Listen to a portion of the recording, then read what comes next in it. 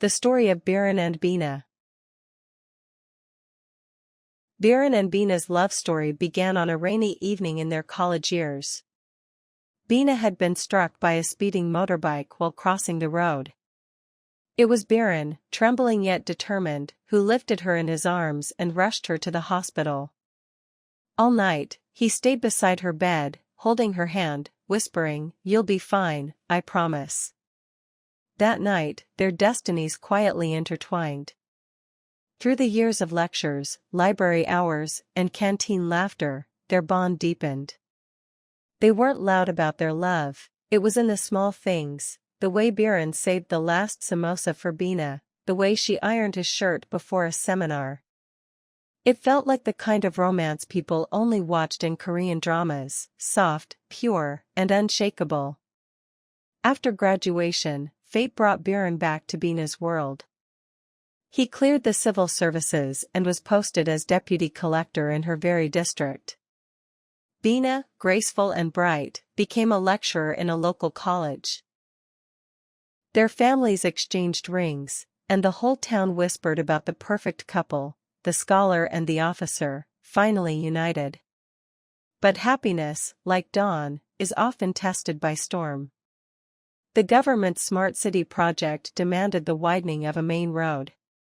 The plan cut through a portion of land that belonged to Bina's father, a roadside plot he had treasured for years.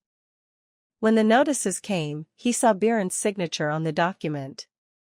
Rage clouded his heart. "The boy you want to marry is the very one snatching our land," he thundered. Bina tried to explain, but her father's pride was wounded. He declared, "This marriage will never happen." For the first time, Bina's eyes brimmed with helpless tears. She loved her father, but her soul belonged to Biren. Torn between duty and love, she prayed that Biren would not give up. And Biren didn't. One quiet evening, he went to Bina's home, not as an officer, but as a son. Sitting before her father, he folded his hands and said gently, "Baba, the city project is bigger than me. My signature is only a duty, not a choice.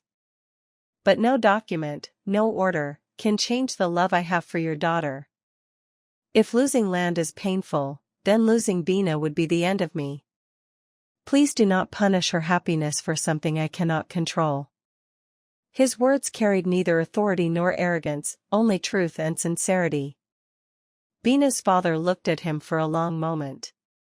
The anger in his eyes began to soften. He remembered the boy who once carried his wounded daughter to the hospital, the boy whose eyes searched only for Bina in a crowded room. Slowly, his clenched fists loosened.